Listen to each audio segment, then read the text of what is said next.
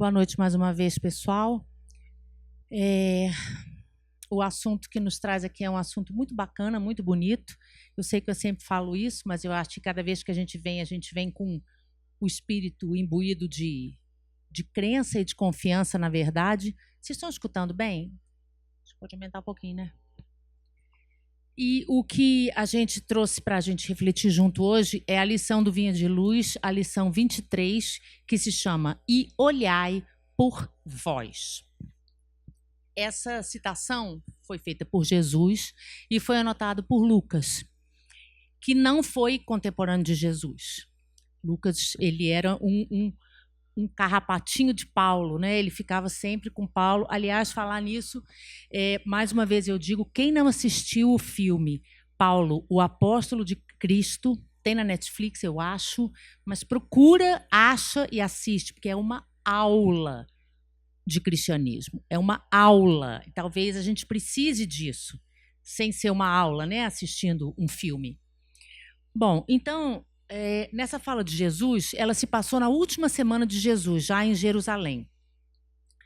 E eu vou pegar o título e vamos separando como a gente faz normalmente. Começa dizendo o seguinte, isso tem um antes e tem um depois, mas a gente vai falar sobre esse pedaço, sobre esse versículo. E olhai por vós. O que significa isso? Cuidem-se. Cuidemos de nós, da nossa vida. E olhai por vós, para que não aconteça que os vossos corações se carreguem, fiquem lotados, de glutonaria, de embriaguez e dos cuidados dessa vida. A gente já sabe disso, né? Mas eu acho que fica fácil se a gente pensar assim, para que os nossos corações não fiquem cheios de glutonaria. A gente sabe que glutonaria é comer demais, é fazer um monte de coisas demais. Então, não é só o comer. É tudo que a gente faz, a gente é um glutão, a gente é arvorado de um monte de tudo é muito, tudo tem que ser muito. E de embriaguez. Quando ele fala em embriaguez, ele não fala só da bebida alcoólica, ele não fala só das drogas. Ele fala de tudo que me embriaga. Quer ver uma coisa que me embriaga, que me deixa fora da realidade hoje em dia? Além dos remedinhos, além do álcool, além das drogas, o mau uso das redes sociais. Aquilo me embriaga e me tira de mim, porque no que eu estou vendo ali, a vida dos outros é sempre melhor do que a minha. A vida dos outros é assim, perfeita. As fotos são maravilhosas, os lugares são incríveis. As casas, que muitas vezes não são dessas pessoas, são maravilhosas. Então, ele pede para que a gente cuide da nossa alma, do nosso ser encarnado aqui, para que os nossos corações, olha que ele não fala corpo físico, ele fala para que os nossos corações, para que a nossa alma, enfim, não se carregue dessas coisas, nas quais a gente pode incluir também o estresse, a agonia e todas as coisas das quais a gente cuida como se fossem realmente importantes. Quer ver uma coisa interessante? Semana passada eu estava agoniada com uma determinada coisa. Uma pessoa ontem me perguntou, o que deu daquele negócio? Eu fiquei sem graça, porque eu não lembrava mais o que era. Então, o que eu gastei de energia, de vida, com o que me deixava ansioso, com o que me deixava preocupado, com o que me deixava passado, com o que me deixava triste, aborrecido, irritado com uma pessoa, na semana seguinte eu não me lembrei, eu fiquei com vergonha. E só fui me lembrar bem mais tarde. Então, quando ele fala isso, da agonia de ontem, que não deu em nada, da preocupação da semana passada, que eu já nem me lembro, das várias formas e várias coisas que me fez ficar irado, encher meu coração de raiva, de ódio, de medo. Quantas coisas, quanto tempo a gente perde pelo medo? Tudo isso que a gente está falando, gente, a gente está falando assim, mas não pode mais ter raiva, não pode mais sentir ódio, vontade de voar no pescoço de uma pessoa, não pode mais sentir medo, não pode mais ficar preocupado, não pode mais ficar, a gente tem que viver como se... Não. Ele fala dos excessos. Ele fala de não pesar, de não carregar isso de uma forma inútil na nossa vida. Se acontece uma coisa que eu tenho que me preocupar, eu fico preocupada. Mas a minha vida não pode virar aquela preocupação. Eu tenho uma vida. A preocupação é uma coisa dessa vida. Eu tenho uma tristeza, eu às vezes passo por semanas ruins, semanas de incerteza, semanas de medo, semanas de preocupação, semanas de dor. Isso tudo faz parte do nosso aprendizado no planeta. O que não pode, então? Não pode é eu lotar e carregar o meu coração dessas coisas como se isso também não fosse passar. Lembra? Todo mundo aqui vai lembrar. Se alguém não lembrar, depois me conta. Que há um tempo atrás, há muitos anos, a gente se apaixonou por uma determinada pessoa, queria morrer porque a pessoa terminou com a gente, tal. Eu tenho certeza absoluta, só se não foi essa semana, né, gente? Eu tenho certeza absoluta que você não lembra mais dessa pessoa com a frequência que você lembrava e nem aquela dor é igual, porque tudo passa. Existem os momentos que a gente fica se sentindo vazio, existem os momentos que a gente fica revoltado, existem os momentos que a gente tem raiva, que a gente tem dor, mas isso a gente tem que entender que faz parte, porque uma coisa que dói em mim pode não doer nela. Uma coisa que me faz raiva pode não fazer raiva nele. Então, fala muito mais de mim do que dos meus, do que do geral. Fala muito mais do que eu sinto. Então, Jesus continua dizendo o seguinte: e olhai por vós, para que não aconteça que os vossos corações estejam carregados da glutonaria, da embriaguez e dos cuidados dessa vida. Olha como ele fala, estejam carregados dos cuidados dessa vida. É claro que a gente tem que cuidar das coisas da nossa vida. Mas não pode ser uma coisa que me enlouquece se eu quero limpar essa sala aqui agora e não posso limpar agora, porque eu quero limpar agora. Entende? Essa é uma coisa assim, eu não posso limpar agora, não posso passar roupa agora porque acabou a energia. Não passo. Aí eu fico esbravejando, xingando. Chega uma pessoa na minha casa, eu já xingo também, porque eu não posso passar a roupa agora. E a gente faz isso. É um exemplo bobo que eu estou dando. Mas se a gente transformar para as coisas que dizem respeito à nossa vida, a gente vai ver que a gente faz isso. Para que não venha sobre vós de improviso aquele dia. A gente estava em casa reclamando, né, que a luz tinha acabado, que a energia tinha acabado, e morreu. Morreu. Puf, caiu duro para trás. Você gastaria seus últimos momentos se você soubesse que ia morrer reclamando que não podia passar roupa? Não. Então, quando Jesus fala para que não venha sobre vós de improviso aquele dia, ele quer dizer o seguinte: para que, quando você estiver morrendo, essa é a palavra, você você morra em paz. Você tenha paz. Porque quando a gente está doente, a gente meio que fica doente, que eu digo é mal. A gente fica um pouco esperando, né, aquela morte. Agora, se a gente pensar numa situação tipo Marília Mendonça e as 4 outras pessoas que morreram, ninguém estava esperando. Veio sem aviso aquele dia. Não foi isso que aconteceu?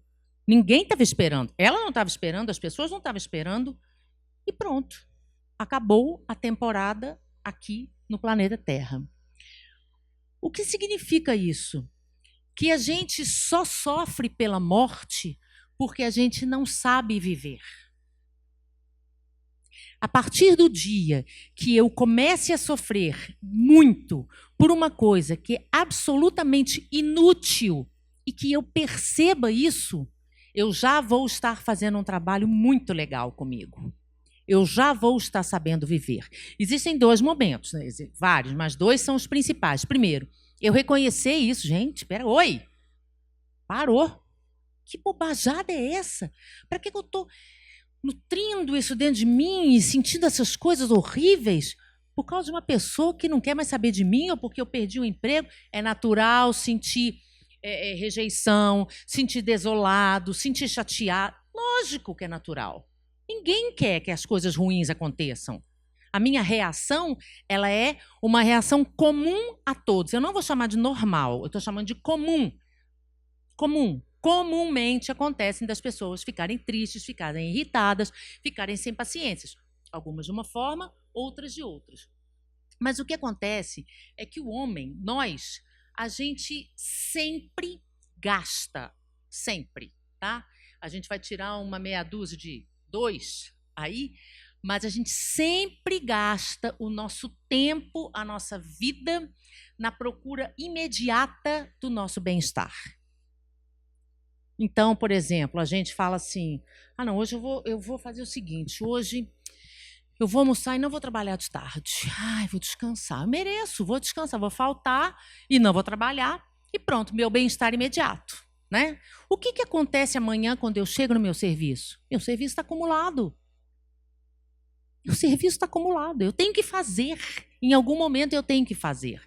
Então, essas coisas que me interessam pelo imediatismo do bem-estar da minha existência física.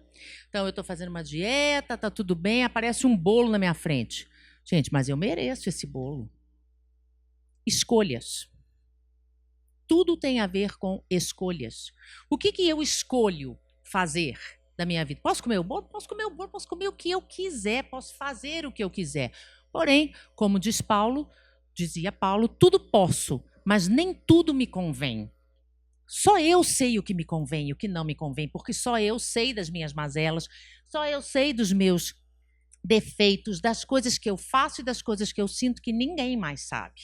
Então, quando a espiritualidade fala para a gente, é para cuidar da vida, sim, é para cuidar da nossa parte física, sim, é para cuidar das nossas relações, sim, o espírito que traz para a gente esse livro, que é Emmanuel, ele fala o seguinte: a gente não pode sobrecarregar os sentimentos de vícios. Então, qual é o sentimento? De dor ou de rejeição. Aí eu sobrecarrego esse sentimento que é real dos meus vícios. Quais são os meus vícios? Falar para todo mundo, reclamar para todo mundo, só falta botar no jornal, fazer post no Facebook, sei lá, falar, enfim. Pego o meu vício em cima dos sentimentos, falar que não é certo, que a espiritualidade estava dormindo quando deixou aquilo acontecer, que fulano vai ver, que fulana vai ver, tal. O fato aconteceu, aquilo desperta em mim um sentimento, mas eu não posso pegar esse sentimento e jogar nele um peso dos meus vícios. Eu tenho vícios e eu uso meus vícios de acordo com as coisas que me acontecem na vida. E aí ele traz uma coisa que eu achei fantástica. Ele fala o seguinte: a inteligência é composta... Nós não estamos falando de cultura, tá? Cultura é uma coisa. Cultura você adquire, né, através de leituras e de participações em uma série de lives e coisas. Então, você tem conhecimento. A gente não está falando dessa experiência cultural. Ele fala o seguinte: a inteligência ela é composta do raciocínio e de confiança. Olha que coisa interessante. Então, eu falo assim: bom, eu não tenho uma loja, mas eu quero abrir uma loja. Então, meu raciocínio coloca aquilo no papel. Eu abri minha lanchonete. Coloca lá no papel: eu tenho tanto, eu tenho que pedir tanto emprestado, eu vou gastar tanto com material. E o meu raciocínio funciona para fazer as contas, para pesquisar, tudo certinho. Porém, é a confiança que me faz abrir a loja, não é o raciocínio. Percebe a diferença? O que me faz fazer as coisas é a confiança. Não estou falando de fé, eu estou falando de confiança. Eu confio, como, por exemplo, a gente está se sentindo esquisito, meio assim, aí a gente põe uma roupa mais assim, bonita. Você só botou, você pensa, você raciocina: se eu puser aquela roupa assim, eu vou me sentir melhor. Isso não faz você colocar a roupa. O que faz você colocar a roupa é a confiança de que você vai se sentir melhor. É um exemplo simples, mas é assim que acontece. Então, ele fala o seguinte: que a inteligência é composta do raciocínio e da confiança. E o que move a gente é o que a gente confia. Pronto. Você tem gente que já abriu 80 lojas só na mente, né? Já fez 60 coisas diferentes só na mente. E não consegue arrumar em nenhum lugar, não estamos falando de religião, tá? Confiança para fazer aquilo acontecer. Então, Lucas traz para a gente, nessa fala de Jesus, na verdade, Jesus, né, que traz para a gente, que enquanto sobra tempo Olha que coisa. Para a gente comprar aflições no vasto noticiário dos planos inferiores da atividade terrena, notícia, ok. No vasto noticiário dos planos inferiores da atividade terrena. Fulano matou a mulher, a facada, pegou os pedaços, jogou para o gato, fritou o outro. Precisa saber disso? Qual o bem que isso vai fazer? Uma notícia, olha, a gasolina vai subir, ou vai diminuir, ou a carne... Isso é uma notícia. Agora, o que ele fala é que a gente compra porque escolhe aflições no noticiário dos planos inferiores. Então, como a gente fica nessa vibração doida, né? nessa procura de notícias ruins, a gente não consegue ter momentos para elevar a nossa vibração. Um exemplo. Foi uma tragédia muito grande, isso que aconteceu com a Marília Mendonça e com os outros as outras 4 pessoas que estavam no avião junto com ela. Quem nunca tinha ouvido falar em Marília Mendonça agora já sabe que existiu uma Marília Mendonça. E reparem uma coisa, gente. Reparem uma coisa. Eu vi, ninguém me contou. Eu soube, fiquei bastante triste também. Fiz uma prece. Até acho que podia ter feito uma prece melhor. Depois eu me dei uma redimida na minha prece. Achei que a minha prece não foi assim bacana. Porém, aonde eu estava quando eu soube daquilo, só havia especulação, falação e fofocada. Tinha uma pessoa que estava competindo com a outra, não é mentira, que ela tinha mais notícias sobre o caso do que a outra. Eu falei, eu não estou acreditando que isso está acontecendo. Então, ao invés, imagina se cada um de nós, porque é natural que se fique chateado, triste, até que se chore. O Rossandro Klinger, eu não sei se vocês conhecem, ele é um palestrante espírita e também um psicólogo muito famoso da Paraíba, de Campina Grande. Procurem, é esse nome mesmo, o nome dele é horrível, eu acho. Rossandro Klinger. Ele fez uma palestra sobre a morte de celebridades. Aí você fala assim, o que isso tem a ver com isso? Tudo a ver. Porque o título disso é Cuidemos de nós, olhai por nós, que a gente olhe por nós. Então ele fala que é natural que haja essa comoção, porque a Marília Mendonça não conheceu a gente, não. Nunca viu ninguém aqui, eu acho. Mas a gente conheceu ela de alguma forma. Então existe uma relação do nosso lado para essa pessoa, como outras tantas pessoas que foram famosas e que, quando desencarnaram, a gente sentiu. Mas existiu um fato de ter sido numa tragédia e de repente, junto com outras pessoas. E aí a gente vai na questão dela ser nova, dela ter um filho, várias coisas que contribuem para a nossa dor. E o que ele fala muito brilhantemente, vale a pena vocês assistirem, se puderem, é o seguinte, o que dói em nós, além da morte da própria pessoa em si, é o tapa que a gente leva de nós mesmos quando a gente enxerga a vidinha mais ou menos que a gente tem vivido. Essas coisas, esses pesos absurdos, porque você estava 1h e tanto no telefone e caiu a ligação. É ruim? É ruim, mas sua vida não pode ser aquilo. Sua vida não é uma ligação, não, que você fez. Aí você não conversa com ninguém, não fala com ninguém, fica de mau humor e acabou o dia. Azar o seu. E das pessoas que convivem com a gente também. Então, o que a morte das pessoas famosas nos mostra é a precariedade, o que nós não estamos fazendo com o tempo que nos resta. Porque o dia vai chegar para todos nós. E quando a gente nasce, coloca no pé ou no braço uma pulseirinha que fala só o dia da chegada, não fala o dia da partida.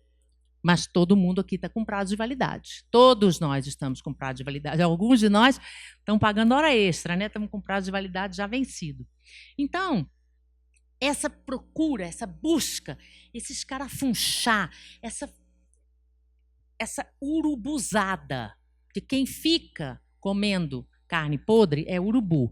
É uma palavra pesada? É uma palavra pesada, mas a gente precisa se tocar de que isso não é vida. Aí você chega para outra, mas eu fiquei sabendo que o marido da mulher que matou a mulher cortou o dedinho. Quer dizer, aonde que vai parar a nossa sintonia? no subsolo. Não tem como. E aí a gente aproveita essas coisas e outras coisas, porque a gente tem vivido momentos bastante... que a gente está tão fragilizado por causa disso tudo que a gente tem passado, por causa da perda de pessoas queridas, por causa das agonias das doenças, né? A gente está tão fragilizado que a gente descobriu uma forma de viver, a gente já sabia, mas a gente desenvolveu uma forma de viver muito interessante, que é assim, quando a gente está com raiva, ou quando a gente está com ódio, que a gente está assistindo uma coisa ruim, ou a gente sabe de uma coisa ruim, a gente se transforma imediatamente em julgadores. E nós somos excelentes julgadores. Julgadores, que julgam. Então, a gente fala assim, gente, é um absurdo fulano fazer isso. Se fosse eu no lugar dele, já tinha feito isso, aquilo. Todo mundo sabe tudo. Todo mundo é perfeito. A gente critica a vida do outro, a gente menospreza a inteligência, o tempo, a condição do outro de resolver as coisas do outro no tempo do outro. Porque o título é Cuidemos de Nós. Olhai por vós, criaturas. Esse é o título, não é cuidem da vida dos outros, resolvam a vida dos outros, critiquem a vida dos outros, julguem a vida dos outros. É justamente o contrário. Porque quando a gente for... ele traz a última frase dele, vou falar agora, depois eu repito, ele fala o seguinte, que o dia vai chegar para todos nós, e esse dia é o dia da prestação de contas. Quem vai prestar contas de mim, para mim? Eu. Então, tudo que eu resolvi para as outras pessoas, claro que a gente pode ajudar, mas a gente não faz isso. A gente tem vivido momentos que a gente exacerbou essa coisa de resolver a vida dos outros e achar que é bacana e tal. Então, quando a gente tem, junto com essas características de querer ser o sabichão, bacanão, o que sabe tudo, a gente vai atraindo outras sintonias de criaturas que foram assim na Terra. E aí, depois, o que a gente faz? A gente começa a pedir para Deus ajudar, Jesus, espiritualidade, vem todo mundo, pelo amor de Deus, minha casa precisa de um passe, eu preciso de um passe. Quer dizer, quem catou aquilo com a mão fui eu. Esses sentimentos acontecem, são comuns a nós. Mas não precisa ficar agarrado nesses sentimentos. Não precisa, não vale. E se por acaso acontecer aquele exemplo que eu dei, né? Eu estava reclamando em casa, pum, morri. O que vai ter valido? O que vai ter valido? Para que isso? Pode reclamar, sim, a gente reclama, nossa, fui pegar não sei o quê, o negócio quebrou. Acontece. Acontece, porque a nossa qualidade de presença na nossa vida está beirando zero. Beirando zero, mais ou menos. A gente faz tudo no automático. E aí, com a questão da pandemia, parece que piorou, né? No começo a gente estava todo zen, todo mundo querendo fazer dieta, todo mundo querendo ficar... Mas aí, 2 anos depois, a gente está querendo resolver as coisas que tem que resolver e pronto. E ele fala 2 coisas que a gente vai reconhecer, né? Quando ele fala que a gente vasculha tudo que é ruim que existe no outro. Vasculha da mesma forma que a gente estava falando sobre que Deus a tenha, que Deus os tenha, Marília Mendonça e todos que estavam com ela no avião. A gente sabe de uma parte da vida de uma pessoa, mas a gente tem a coragem, porque precisa ter muita coragem, para espalhar informações que a gente não conhece, baseado em julgamentos que a gente não tem condição de fazer, a respeito de pessoas que não nos deram essa chave, né, para fazer esse tipo de coisa. E muitas vezes a gente atrapalha a vida dos outros por causa disso. E quando a gente lembra de tudo de ruim, tudo, eu só conheço isso aqui da vida do vizinho, né, da outra pessoa, mas quando a gente lembra de tudo que fulano fez, você soube que ele falou, mas você não sabe que aquele dia ele já tinha feito isso. Quando a gente faz isso, a gente está esquecendo do principal, que eu estou aqui numa oportunidade misericordiosa, acreditemos nós ou não, de refazer e reparar a bobajada que eu já fiz. Não precisa ir em outra vida, não. Nessa aqui já tem um caderninho até com ordem alfabética das bobagens que eu já fiz. Não precisa nem procurar em outra vida. E eu estou preocupada em criticar o outro e ver tudo que o outro tem de ruim. E aí ele traz para a gente uma frase que eu gosto muito e me ajuda muito, que ele fala o seguinte, que a gente não cuida que a gente cuida só de se alimentar convenientemente, alimentar o corpo. O que é isso para uma pessoa que é toda fitness? Ela come tudo que tem a ver para que ela tenha uma vida saudável. Quando isso passa do razoável, ela já está meio, obcecada com aquilo. A mesma coisa acontece com aquele que só faz comer e fala, não quero nem saber, eu vou comer, eu estou aqui para comer e vou comer. Então, todos os extremos são ruins, a gente já sabe disso. Porém, quando a gente faz da nossa vida um extremo de qualquer forma, ou sendo impaciente demais, ou sendo paciente demais, um exemplo, a gente vai se atrelando a laços de dor, laços invisíveis de dor. E esses laços invisíveis de dor, quem cria sou eu. Porque uma pessoa pode ter horror a mim, que é um direito dela ter.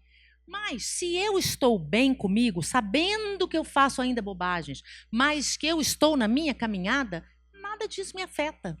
Porém, quando uma pessoa que é cara a mim, que eu gosto, que sei que gosta de mim, fala, Flávia, não tem jeito de você fazer isso mais. Isso já está assim, ruim. Você não pode fazer isso mais. Você já tem conhecimento suficiente para... Aí já é uma coisa diferente. E quando a gente vive nessa ideia de criticar aqueles que são próximos, aqueles que a gente acha que sabe a vida deles e tal, e de esquecer de nós, principalmente eu vou falar sempre nisso porque é uma coisa verdadeira e a gente tem que acordar, principalmente nesse modelo hoje que a gente tem de mídia social e de todo mundo é lindo, maravilhoso, ninguém acorda com remela, ninguém acorda com bafo, ninguém acorda com o cabelo todo desgrenhado, todo mundo é perfeito. Como a gente vive hoje numa imagem, na questão da imagem que é muito rápida, e muito boa e muito linda, a gente acaba mergulhando, não só por isso, por outras coisas também, num mundo de fantasia. De fantasia.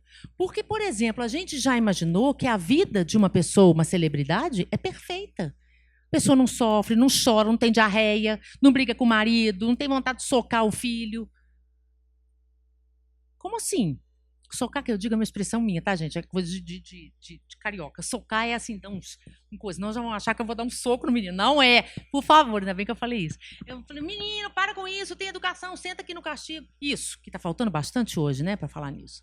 Sem machucar, sem nada. Então, a gente acaba embarcando num mundo... Eu fiquei horrorizada, vou contar uma coisa rápida, com uma coisa que eu vi na internet. Vocês podem me falar que eu sou boba, não tem importância. Eu não sabia. Eu estava vendo uma bolsa para comprar. E aí, quando você olha uma coisa, parece 50 milhões de negócio com bolsa, né? E aí começaram a aparecer umas bolsas tão bonitas, eu achei umas bolsas bonitas e tal. E mandei não tinha preço. Mandei uma mensagem procurando saber o preço. Achei muito barata. Aí, na minha ignorância, perguntei para a pessoa, essa bolsa é verdadeira? Tipo assim, é original e tal? Ela falou, não, mas são cópias perfeitas. Gente, eu vou falar para vocês, eu não sabia que existia uma indústria, não é aqui em Divinópolis só não, é no mundo inteiro, ignorância minha, de coisas falsas. Igualzinho, o papel que embrulha, eu não sei o quê. Eu falei, meu Deus! E isso me incomoda, então eu não gosto desse tipo de coisa. Mas o que está claro? O que está claro, porque está dentro disso que eu ia falar? Que a grife, a marca, vale mais do que as pessoas hoje. Se você tiver com uma bolsa X, essa mulher deve ser dinheiro. Essa é rica. Comprou por R$300 ali no negócio, manda o motoboy entregar. Fiquei horrorizada. Não estou falando, se alguém tiver aqui, não estou falando contra ninguém, não. Eu estou falando de como ficou importante ter coisas de marca para nós. Que marca é essa? O que marca a minha vida? O que as pessoas vão lembrar na hora que eu estiver morridinha ali no caixão? Ela tinha uma bolsa linda. Para quem será que ela vai deixar aquela bolsa? Só se for isso. E eu não quero que ninguém lembre disso. Eu quero que as pessoas lembrem assim, ela era difícil essa mulher, mas ela era bacana. Já tá bom, né? Já tá mais ou menos. Então, a gente viveu escolher, né, esse mundo de fantasia, e a gente tem que lembrar que a fantasia não tem limite. Não tem limite. A realidade tem. A realidade tem. Se eu não pagar o boleto assim, cortam, não sei o que lá. Essa é a realidade de todas as pessoas. Tenham elas muito dinheiro ou pouco dinheiro. A realidade está aí. Tem que levar o filho na escola, tem que fazer mamadeira, tem que dar de mamar, tem que lavar roupa, tem que fazer um monte de coisa. A vida é assim.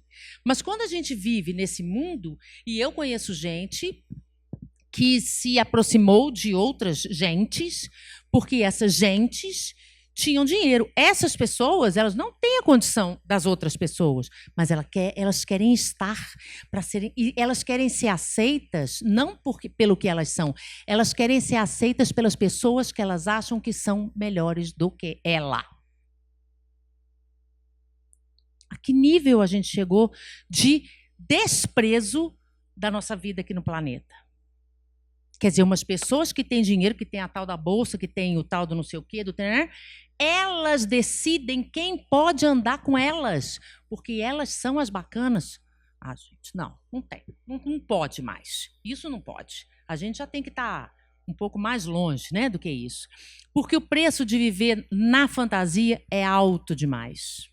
Alto demais. A amizade hoje em dia, se você tem, agarra e segura, seja pobre, seja rico, seja azul, seja rosa, amarelo, com bolinha, preto, branco, do jeito que for. Pega, porque é um tesouro que a gente tem, uma amizade verdadeira. Não essa juntação de gente para ficar zoando, nada disso não. Isso é outra coisa. E aí, ele volta a falar que depois que a gente plasma, olha que colocação de palavras interessante, escuros fantasmas, como é que a gente plasma escuros fantasmas? O que são fantasmas escuros? São representantes das trevas. Fantasma escuro, treva. Então, a gente plasma, a gente dá vida para essas criaturas trevosas, ainda ignorantes, que não estão começando a botar a cabeça de fora para não morrer afogado de novo, como nós estamos tentando. Como é que a gente plasma isso? Como é que a gente traz isso para a realidade? Convidando eles para estar conosco na nossa casa. É isso que a gente faz. Quando a gente tem uma crise de raiva, uma crise de ódio, uma crise de ciúme, uma crise de inveja, porque viu o Instagram da fulana, do fulano, e aquele monte de sentimento ruim, porque se você mora sozinho na sua casa, já basta para você, mas não é só você que tem isso na sua casa, outras pessoas também têm. Nosso tipo de vibração é mais ou menos comum de todo mundo. Então, a gente consegue plasmar, vai plasmando aos poucos, esse monte de criaturas que vão falar isso mesmo, não confia mesmo não.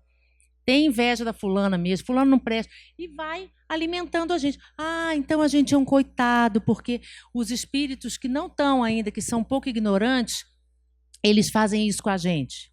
Se você não chamar, eles não fazem. Se você não chamar, eles não fazem. Aí você fala, mas aí você está querendo demais. Eu não estou querendo nada, estou querendo dar um jeito na minha vida. Mas eu acho que a gente tem que ter isso em mente. A gente tem que ter isso em mente, porque depois que isso acontece, a raiva, o orgulho, a inveja, a mentira, a fofoca, tudo isso que a gente sente tem um preço, gente. Isso tem um preço, a gente sai chamando os coleguinhas todos. E depois eu caio na real de que eu estou nutrindo esses nossos inimigos, sejam eles encarnados ou desencarnados. Tem gente que não gosta de mim, tem gente que não quer o meu bem e acreditem, tem gente que eu não gosto e tem gente que eu não quero bem também.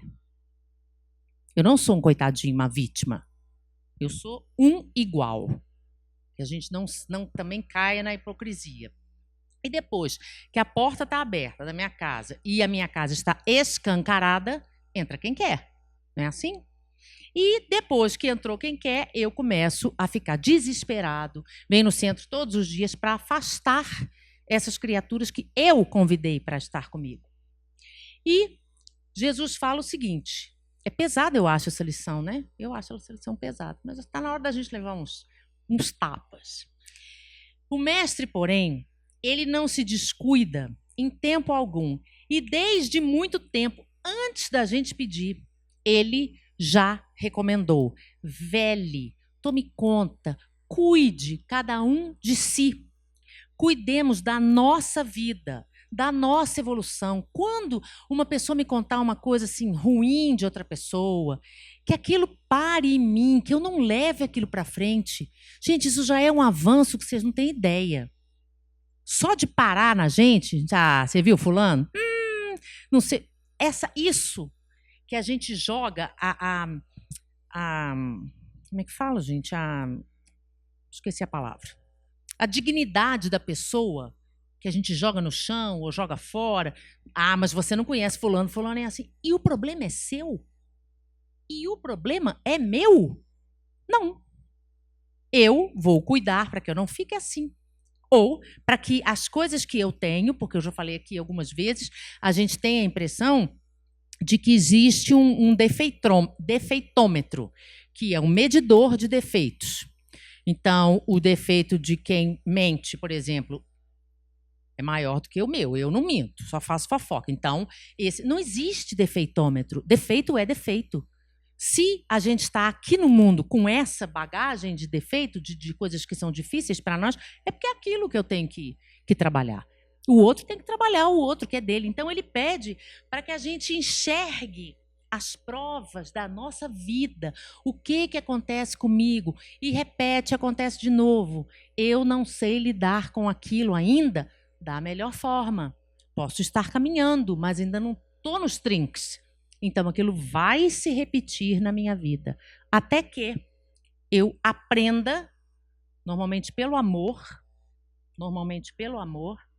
a ficar mais firme na direção da espiritualidade superior.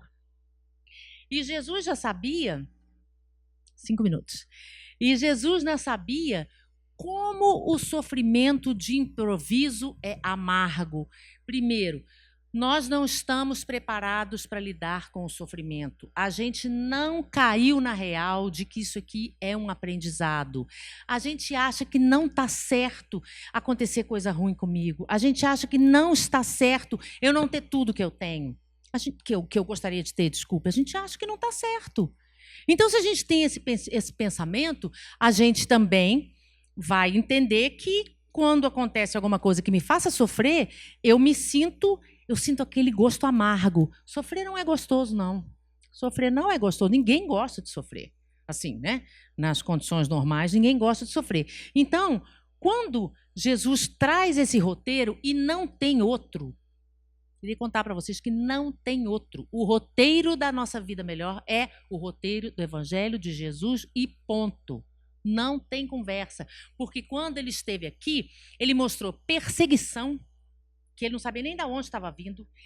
Perseguição por quem não entendia a vinda dele aqui. Quer dizer, ele foi julgado por outras pessoas. Não estou falando do julgamento dele de Pôncio Pilatos, não. Estou falando, ele foi julgado por outras pessoas como se ele fosse isso, aquilo outro. Jesusinho. Jesus. Assim, igual a gente faz com fulano, com meu vizinho, com isso, com aquilo, fizeram com ele. Então, ele mostrou isso para a gente. Ele mostrou o que a gente ia passar aqui. Porque se ele passou, por que a gente não vai passar? Se ele não tinha nada para espiar, se ele não tinha nada para provar. E aí ele falou, então, das perseguições daqueles que não entenderam a vinda dele. Ele sofreu mentira, ele sofreu traições de pessoas que andavam. Tem uma lição no Vinho de Luz que chama Nos Mesmos Pratos. Eu adoro essa lição, porque quem mente para mim, quem me trai, está sempre perto de mim. Se uma outra pessoa lá em Deus me livre me trair ou mentir para mim, eu nem vou saber. As coisas acontecem ali, na minha vida, na minha casa. E a gente faz também. Ele sofreu traições, além de ataques físicos, e nos mostrou, como diz Paulo em Efésios 6, a vida cristã é luta. Quando Paulo está preso, ele faz essa carta à comunidade de Efésios, que eu acho que vale a pena ler, está no Evangelho, está em Paulo, na Bíblia. Ele é uma prece, eu faço toda noite essa prece, eu acho assim, fantástica. Ele fala das dificuldades que ele vê que ele está preso, que ele vê que as comunidades têm. E ele fala aos Efésios exatamente isso. Tem uma música linda também, é uma música evangélica que chama Efésios 6, vale a pena também, é uma vibração incrível, que fala isso, a vida cristã é luta. Ou a gente se apega a uma força que a gente acredita, para que a gente tenha aquela confiança que a gente falou antes, para mover e mexer as coisas, ou a gente vai chegar na hora do nosso juízo, que é a hora do nosso encontro com a espiritualidade maior, de uma forma bastante ruim, no sentido de a gente ter, poxa, eu desperdicei minha vida, eu gastei, porque desperdiçar a gente já desperdiçou, já tem momentos que já passaram e não tem mais jeito. Porém, eu estou aqui ainda. Enquanto eu estiver aqui, eu tenho como recomeçar. Enquanto eu estiver aqui, eu tenho como fazer diferente. Só que é bom a gente lembrar que a vida não vai ficar mais fácil porque eu estou querendo vivê-la diferente. Ela vai continuar acontecendo da forma que ela acontece, mas eu vou estar vivendo ela diferente. E ele pede, retire-se cada um e todos nós dos excessos na satisfação do nosso egoísmo. É uma coisa tão perfeita que ele não fala, gente, para de ser egoísta, que não vai acontecer nada. Ele pede para a gente se retirar dos excessos na satisfação egoística. Porque a gente tem uma quantidade enorme de egoísmo. E ele continua dizendo, fuja ao relaxamento do dever. O que isso quer dizer? Faz o que tem que ser feito onde você estiver, seja no mundo material, seja em relação à sua consciência. Faça o que tem que ser feito. Alivia a sua vida das inquietações mesquinhas. O que é inquietação mesquinha? Eu fico ruminando. Nossa, mas fulano falou isso.